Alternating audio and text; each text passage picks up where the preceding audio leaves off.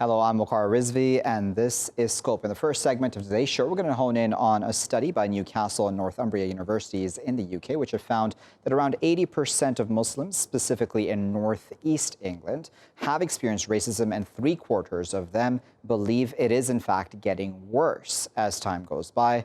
Now, of course, there was a lot of first-hand accounts of people who have suffered racism in different facets, be it on public transport, at work, etc. All of this also seemingly, according to the report's authors, points towards the involvement of the far right and the rise in far right ideology as well in that part of the UK. Now, of course, it can be argued that all of the UK seemingly is heading in that direction in some fashion or another, but nevertheless, this report does hone in on the northeast of England more specifically. Let's discuss that a bit further. We're now joined by Matthew Feldman, who is the director of the Centre for Analysis of the Radical Right, and he's also an analyst of fascism and the far right. He's joining us now from Oxford in the UK. Joining us from Bordeaux in France is Harry Fear, who is a journalist and filmmaker who's usually based in Oxford as well in the UK. Harry and Matthew, thank you both for your time today. Matthew, let me start with you. I imagine that there's not too much of a surprise that there is growing Islamophobia, specifically in northeast England, but 80% of Muslims saying that they've experienced it, that seems like quite a high number, doesn't it? Yes, it's an alarming number, and it's something that is a reminder that Islamophobia and anti-Muslim prejudice is a very live issue in the UK as it is transnationally. We're aware that the two largest groups of religious persecuted minorities are Christians and Muslims around the world. So even in the context of a place that is pretty good in terms of its tolerance of ethnic and religious minorities in the UK, that doesn't preclude, and I was based in the Northeast for a long time, some very alarming statistics, especially over the last generation, where we've really seen an increase in anti-Muslim prejudice and the way in which it's mainstreamed very damagingly into many of our societies. And, you know, Harry, again, a lot of the first-hand accounts are quite worrying, right? Where even at work, people are being told you need to go back to where you've come from, even though many of these people are, you know, several generations into their families being in the UK already. Yeah, for me, it kind of speaks to, well, in a sense, contradictory trends. I feel like, in a sense, Islamophobia has been blurred out as an issue that was, in a sense, particularly extreme something like 10 years ago, but it's now morphed into a new form where we're still seeing these highly prevalent kind of contact incidents with Islamophobia or racism, for instance, in the Northeast, but it's somehow evolved. But then I think in more recent years, as a result of things like Brexit and the kind of validation of rightist and far rightist narratives on immigration and identity, we're seeing the ascendancy again of these kind of older tropes related to Islamophobia that are perhaps re-emerging in more recent years. But I would say that Islamophobia has perhaps in a sense improved in some senses, but we're now seeing a kind of a return to these older tropes, which is very disturbing. You know, I've covered stories of young women being violently attacked and all the rest of it. So these aren't just questions of identity politics or free speech and hate speech. These are also going to become and be violent manifestations. So it's a very, very concerning trend. And I think that it speaks to a breakdown in the social contract between different communities and the seizing on different sorts of grievances for, populist material political ends, which is causing a further breakdown in the social contract with groups turning on each other in this way at a time when we're facing unprecedented economic and health crises, for instance. Yeah, Matthew, I want you see as a root cause of all of this. I mean, is it Brexit that's to blame? Is it the economy that's to blame? Why exactly are we having any sort of hatred towards any minority growing at this time? Well, I think that taking the long-term view, this century we've seen what I might call an Islamicization of racism. So that in the 20th century in places like Britain, people might have been attacked on the basis of their skin color, even if they were, let's say, visibly Muslim. After the wave of terrorist attacks by perverters of Islam, of course, Al-Qaeda and those types of linked Islamist movements, we really saw a mainstreaming of anti-Muslim sentiment, whereby the racist kind of color-based bigotry was oftentimes, for people of the Muslim faith, especially visibly Muslim, was often replaced by a religious-based bigotry, which is really no better in the way in which it discriminates against individuals and can cause awful ramifications for people's lives and their families. But I think that that is something that we've been seeing over a long time, metastasizing over a generation. And even 10 years ago, we saw Baroness Warsi in this country saying that anti-Muslim prejudice had passed this sort of dinner table test in Britain of a kind of acceptability. And I think that that remains one of the few prejudices in this country which are, again, I wouldn't go so far as to say acceptable to say in public, but don't have the same kind of stigma that should rightly be attached to all prejudice of a religious or ethnic nature.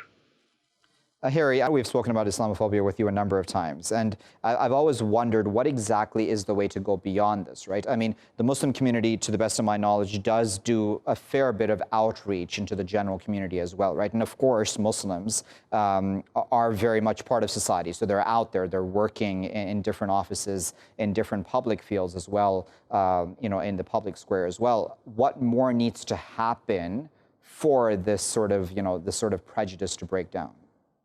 Things would help massively. The first is, for instance, the ruling Conservative Party to actually have a transparent inquiry into Islamophobia within its ranks, and, for instance, for the Labour Party to do the same.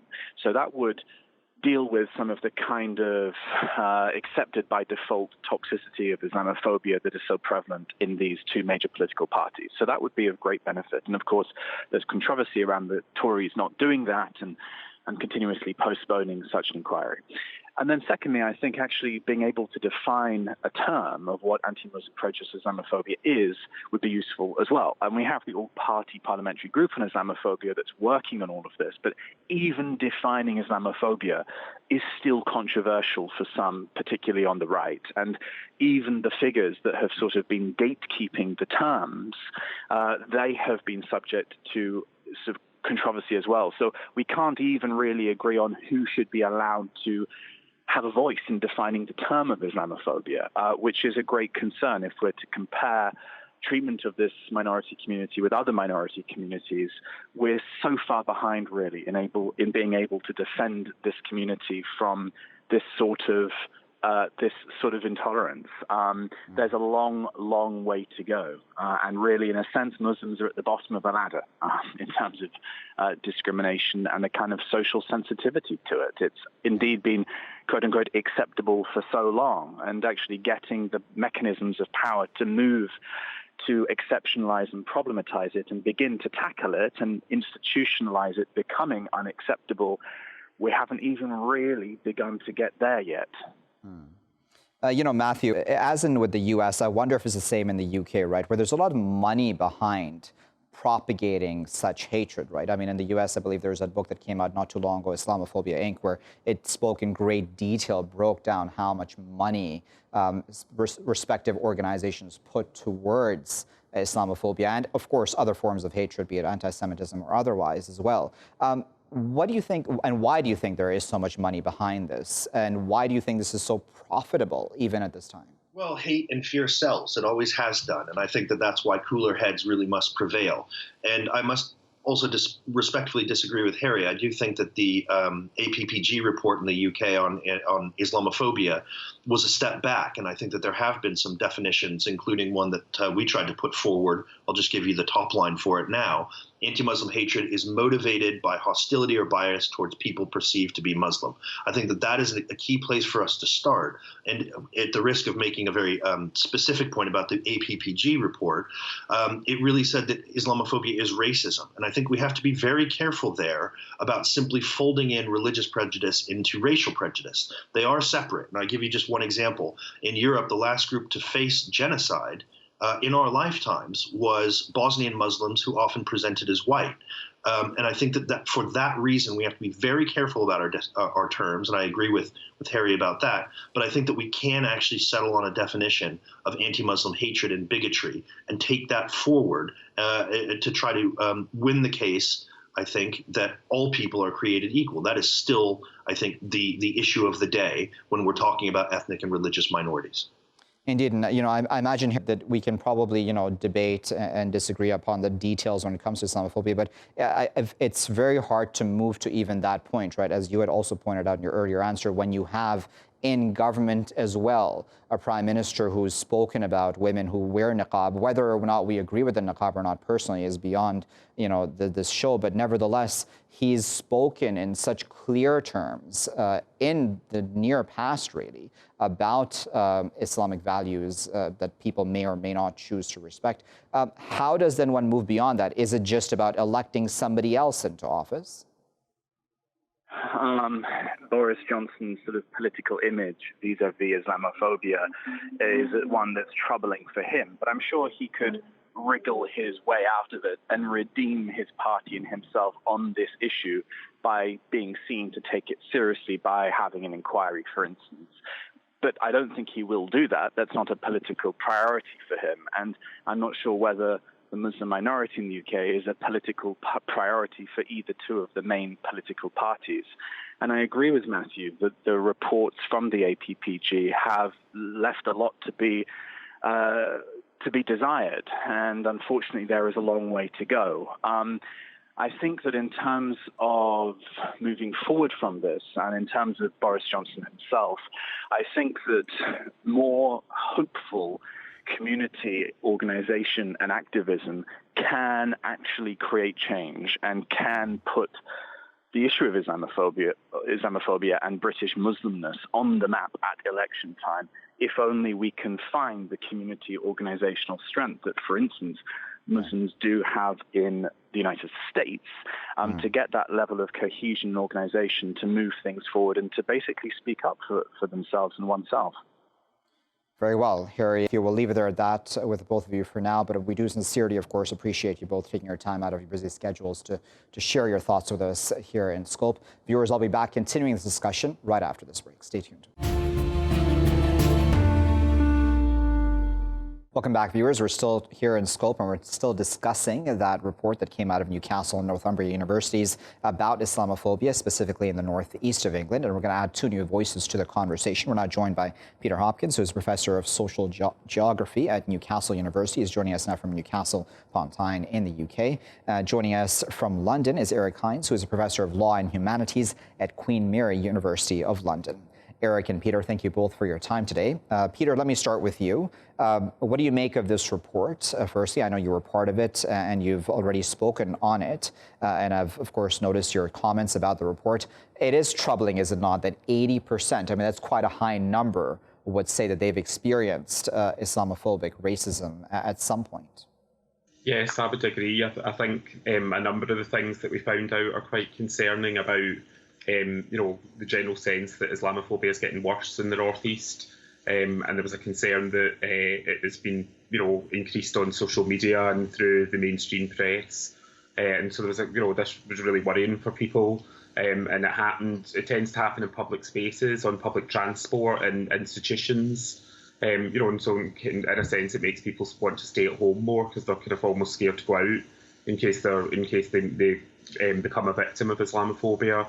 And also Muslim women are most likely to be victims. And again, there's a gendered component to that. Right. So then, Eric, and I know we've spoken in the past about, of course, different views on hate within the UK as well. But I wonder what kind of laws exist right now to be able to actually enforce and to ensure that any such hate crimes and/or hate speech is not tolerated. Well, I mean, obviously there are certainly crimes against incitement to racial hatred and so forth. The efficiency of enforcement obviously can be more difficult because it's not always so easy to trace the organization and the mobilization of this kind of activity. Having said that, in some ways, I think proactive action would be far more effective. In particular, it's no coincidence that this kind of hostility arises in tandem with the growth of nationalism, both political nationalism and popular, the two really being just two sides of the same coin.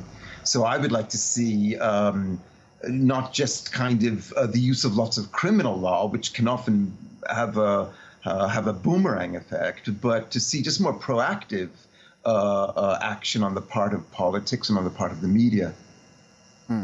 And in that lieu there, I wonder if you see that sort of trend happening anytime in the near future where we would have sitting politicians acting out in this. I know that there are some within Northeast England who have spoken about this, a number of MPs, et cetera. But nevertheless, I'm speaking about the likes of, the government at Westminster, the Prime Minister, et cetera. There seems to be a more muted response from them overall on this issue, hasn't there?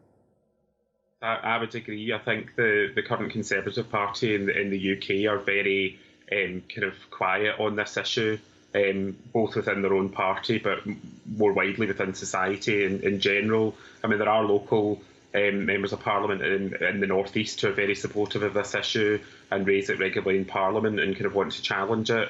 But I mean, I would agree with what Eric's just said. I think we need quite a diverse response to this issue, and there's recommendations in the report about some of the things that we can do to, hopefully eradicate Islamophobia completely. Things like, educating people about the diversity of what it means to be a Muslim, making the media more accountable, as has just been discussed, address the failings of the police and the criminal justice system as suggested by participants. But there was also suggestions about being proactive in building bridges between communities, and having public campaigns against Islamophobia. So some of the work that Tyne and We're Citizens, the community organising group, have done, I think is really important in this space to help challenge this and hopefully improve society for the better. Eric, I wondered because, I have a lot of relatives in the UK, obviously Muslims, and they've been there for a very long time. And I know a lot of Muslims have been there for generations as well. So, you alluded to the fact that we may be seeing this rise right now because of nationalism as well. But in and of itself, I mean, nationalism isn't a bad thing. So, I mean, why pick on people who've been there for such a long time anyways, have been so much a part of British society already? I mean, they've already been there and in people's faces for so many years. Well, yeah, I mean, you're right. Not all nationalisms are necessarily regressive. Right? We see in Europe Scottish nationalism or Catalonian nationalism often has a very international and progressive element, at least among some of its adherents. But unfortunately, that's the minority. I think most nationalism in Europe and in much of the world today is quite reactionary and does go hand in hand with some form of discrimination, whether it's racial or ethnic or religious. It depends very much on the area. But unfortunately, I would say 80 or 90% of nationalism is kind of a bad thing in itself and goes along with these sorts of phenomena. Now, then the problem is that, unfortunately, obviously, I think Professor Hopkins is quite right that the Tories tend to be a bit passive on these issues, but several political parties, unfortunately, do rely on this kind of base and don't want to alienate it. So I wish there would be a bit more honest discussion about that among a certain part of the Labour voters as well. You do get a lot of rather reactionary nationalism and racism, and there's not a lot of discussion about that either. It does kind of cross right and left, I'm afraid. Yeah, and that's, Peter, a lot of us, at least from the outside in, would see the sort of nationalism that Eric maybe alluding to is coming from the Brexit campaign, for example, right? And possibly you have the perfect storm now with economic issues coming up because of the pandemic as well. So when you have both put together, you possibly then have the perfect storm, as I said, towards hatred towards minorities, et cetera. But is it as simple as just blaming Brexit? I mean, has this sort of thing existed before that as well? Yeah, no, I would agree. I think this is quite a complex issue. So on one hand, Brexit has fueled and catalysed, some racism and Islamophobia, but a lot of these issues existed before this. And a lot of the people that are racist and Islamophobic would use whatever tactics and platform they can. So, if Brexit's one of their platforms, they would use that. And maybe 3 or 4 years ago, it was something else. Certainly for a lot of Muslims, 9/11 was the catalyst for an increase in Islamophobia and racism in the UK. And then there's been other kind of international events and and political debates that I think have then provided a further platform to people that are racist and Islamophobic. So we see these spikes in the number of incidents reported after specific events. Sometimes it's on Twitter, if there's like Katie Hopkins' Twitter account, which has thankfully been closed down, but that can fuel a lot of comments and a lot of hatred. So we see these kind of set of events across time. Some are political, some are on social media, and this basically gives people a platform. And I just think Brexit's one amongst many that has helped to fuel this. Eric, on the point of social media, I've always wondered that, is it smart to just suppress voices if they're expressing, possibly, of course, you can correct me if I'm wrong, certainly, if they're just expressing their personal points of view vis-a-vis racism, as hateful as those views may be, is it right to suppress them, or should we be addressing those issues and trying to come up with ways to deal with that in the sense that we have more, connections and communication between, for example, in this case, the Muslim community and the greater population? Yeah, I would say the second. Absolutely. I think just censoring the evidence in favor of it is at best very mixed. And in fact, if you read a lot of reports that advocate censorship, there's almost no empiricism behind them in terms of showing that a regime of censorship would bring us a better result. And in fact, I think that the evidence goes the other way, that censorship just ends up with a kind of cat and mouse game where the more you censor, the more the hate speakers simply find alternative codes to use. They keep spouting the same messages, but they keep slightly rephrasing their language. So it becomes impossible to catch them, particularly in terms of the sheer quantity and complexity of social media. And so I agree much more with your second suggestion, that it's much more important for government, for education, for the media to be proactive, to be giving the right message rather than just trying to hunt down the wrong message.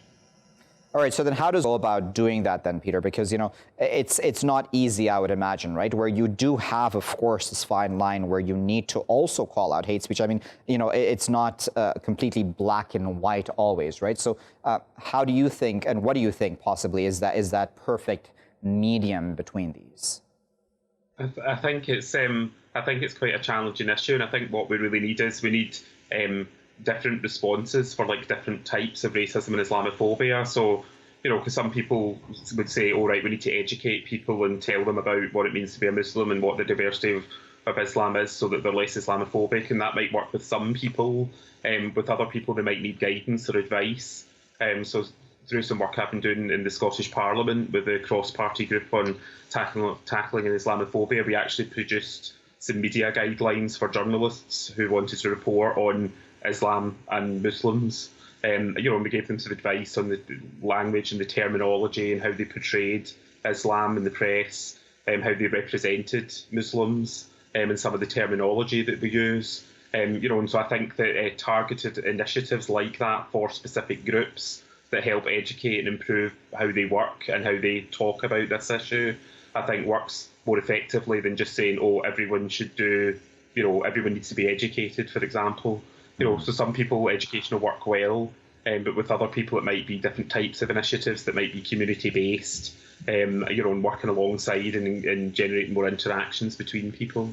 We'll have to leave there as a final word as the clock has gotten the best of us, but we do sincerely appreciate both Peter and Eric for their time and, of course, their expert insight on this, putting this all into context for us. It's a complex issue, right, where, of course, you need to have officials, accepting the fact that Islamophobia is an issue. It needs to be accepted before, of course, the remedies can then be enforced and discussed and debated about how exactly one goes about ensuring that hatred doesn't further divide societies, but in fact, you have society coming together regardless of people's differences of culture, religion, etc. And as all of our guests have spoken about, that's the challenge, right? Firstly, getting the politicians to accept that this is happening widely and proper investigations into this happening, not just in Northeast England, but throughout the UK as well, and throughout every country, really, wherever there is hatred towards any minority. And secondly, then you need to figure out how exactly you go about dealing with it.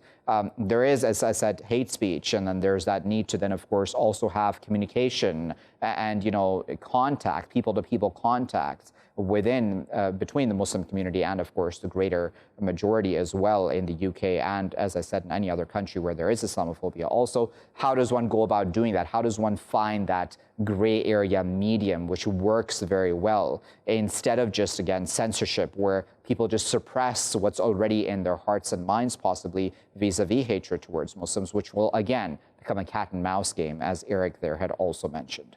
I'll be back with my next segment after this break. Welcome back, viewers. You're still here on Scope with me, Waqar Rizvi. In this segment, we're going to discuss a ruling by the Canadian Federal Court that has ruled that an asylum agreement that country has with the United States is now invalid because America, according to this court, violates the human rights of refugees. Now, that agreement between the U.S. and Canada is called the Safe Third Country Agreement, known as the STCA, that's been in place since 2004. Now, ever since the Trump administration more specifically has come into the White House, we have seen significant mistreatment of asylum seekers and refugees at the border areas, of course. We've seen children being placed in cages, children being separated even from their parents, et cetera, et cetera. The list is already quite endless and long. Let's now discuss all of that a bit further with our guest. We're now joined by Anwen Hughes, who is a Deputy Legal Director with the Refugee Representation Program at the NGO called Human Rights First. She's joining us from New York. And joining us from Washington, D.C. is Dr. Stephen Taylor, who is an Associate Professor at the Department of Government at the American University. He specializes in politics of race and ethnicity in the U.S. Stephen and Anwen, good morning to you both, and thank you for joining us. Anwen, let me start with you. It is significant, is it not, that you would have as close a neighbor as Canada, which is allied to the U.S., arguably, in most other regards, essentially really calling out the U.S. on its own human rights record when it comes to refugees and asylum seekers? Yes, it certainly is. I mean, the Canadian court was careful to make clear that its purpose was not to pass judgment on the U.S. asylum system and that they were there to rule on the consequences in terms of compliance with Canadian law of what happens to asylum seekers who were returned to the United States from the Canadian border pursuant to the Safe Third Country Agreement. Nonetheless, you can't get away from the finding, which was that the treatment of these applicants in the United States was such that the Canadian government, in returning them to those conditions, was violating the fundamental laws of Canada. And, I mean, Canada and the United States have both historically played a role as leaders in global refugee protection.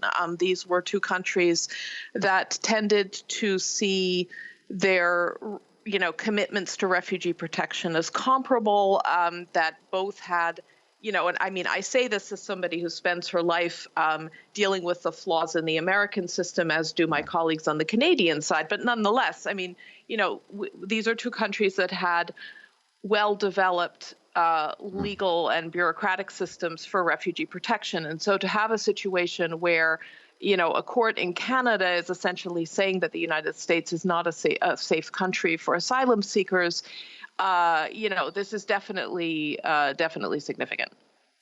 Stephen, what are your thoughts on that? Because it's sort of a new issue, right, where you've had within the U.S., as Anwen there correctly said, this debate that's been happening ever since, especially Donald Trump came in office, but even before him, about how asylum seekers / refugees should be dealt with.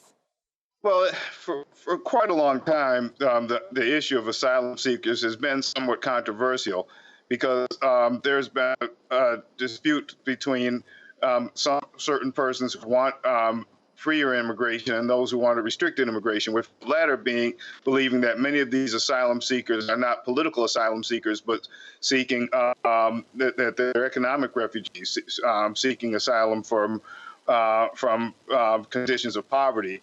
And if that were the case, that they were, then their eligibility under U.S. laws would be more restricted. But so those who have been opposed to immigration have just tried to deem most immigrants as merely seeking economic refuge and not political refuge, and so that's So that's what we have here. Is that I think that's why people are using that mindset, believing that they're political, economic refugees, as a means to prevent them from coming to the United States, and as an excuse to deport those who are already here. You know, Anwen, that's a good point, isn't it? Because even the Canadians do deal with that, right? Where you do have people, unfortunately, who try to misuse the system, right? And the kindness, if I may use that term, in quotation marks, of course, of these systems vis-a-vis protecting those who are fleeing persecution genuinely, legitimately. And a lot of them would try to just, you know, just come in, essentially, through that system, even though they may possibly not be fleeing any sort of persecution. How does one come to a balanced, reasonable approach to filtering that sort of thing out? Well, I think our point would be that, yes, in any situation where any government is giving out any benefit or anything that is protective to people or helpful to people, whether it's in the field of immigration or any other field, you're going to have some people who apply and do not meet the eligibility criteria. Some of them are maybe doing that in good faith. They genuinely have a problem, but it may not meet the precise contours of this particular remedy. Some of them may be doing it in bad faith. But that's why we have asylum officers. That's why we have judges. That's why we have an adjudication process. And one of the problems that the Canadian court on the U.S. side currently, that the Canadian court pointed to in its ruling, was the problem of detention of asylum seekers in the United States in particular. And the fact that people who are stopped at the border in the United States are detained now pretty systematically. And I would also say, and this is actually truer now even than it was when the evidence was collected in the Canadian case, they are also now very systematically not being released. And so that has a number of implications for people's psychological survival during the process, but also for their ability to litigate their cases, for their ability to actually even physically talk to a lawyer. I just recently represented a man who was detained in a detention center in the United States as an asylum seeker with an extremely strong claim for close to 5 months, and that spanned the entire peak of the COVID pandemic in the New York, New Jersey region.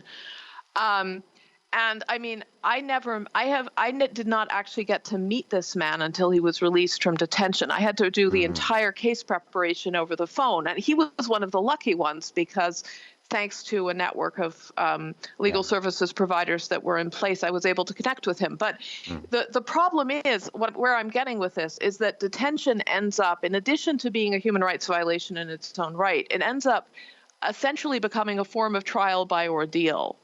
Where you have to survive these completely unreasonable conditions in order to get a hearing on your case. And, you know, we feel that decisions on asylum cases need to be made. The cases that are actually refugee cases do need to be sorted from the others, but that needs to be done through a process that's consistent with due process and that's focused on the merits of the claim and not an attempt to freeze people out or, you know, cause them to withdraw because they succumb to depression. When it comes to what you want to happen going forward in the coming days, I imagine that it's probably wishful thinking to think that the Trump administration will change its ways. Am I correct in saying that?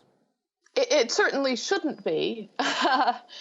I mean, there are a number of additional very negative initiatives that have been proposed by the Trump administration in terms of the rights of asylum seekers since the record closed in the case in Canada. So, I mean, it may be more realistic to hope that some of these, including some proposed regulations that would make it practically impossible for a very large proportion of refugees seeking asylum in the U.S. to be granted protection here, including people who would very much be eligible under international law, it may be more realistic to hope that those end up getting blocked by the courts in the near term. And in the longer term, that, you know, the United States returns to a fairer system in its approach to refugee protection. With us, Stephen, let me just get a final word from you as well about this. Do you think we're going to remain fighting this sort of thing just within the courts, or do you think that the Trump administration will back down on its policies as it currently sees fit vis-a-vis immigration? Well, it's highly unlikely that the Trump administration will back down on its policies because right now we're in a period of time facing the election where the Trump administration is trying to shore up its support with its, among its core constituents. And its core constituents tend to be very much opposed, not just to illegal immigration, but to legal immigration. So therefore, I don't see any change in the policy that can result in Canada wanting to get back in with the United States with the FTCA. Very well. We'll leave there as a final word, but we do sincerely appreciate Anwen and Stephen for their time today and, of course, their insight and bringing this all into context for us and educating our viewers. When we talk about the Canadians and the Americans working together vis-a-vis this safe third country agreement, this has been in place since 2004, so it's not a new thing, certainly. But nevertheless, as Anwen had also pointed out, the Canadians have been careful to try not to anger the Americans, but at the same time, it's hard not to come to the conclusion that Canadians are, in fact, telling the Americans, listen, you're not respecting the human rights of these asylum seekers and refugees, so we simply won't send them to you because we know you won't deal with them humanely. That in and of itself is a huge judgment, is it not, on how America is dealing with its immigrants and asylum seekers and refugees. I mean, this is, after all, for the rest of us around the world, it's sold to us as the moral authority on all other things. What does this then mean going forward for those asylum seekers who do want to enter the U.S., possibly? Or what does this mean for this agreement altogether? How will the Americans react? At this point, I haven't seen a reaction yet, but I would imagine that that is coming, especially, of course, under the Trump administration, who takes great offense to such things as it has in the past as well. I'll leave it there for now. I've been Waqar Rizvi. Thanks for watching.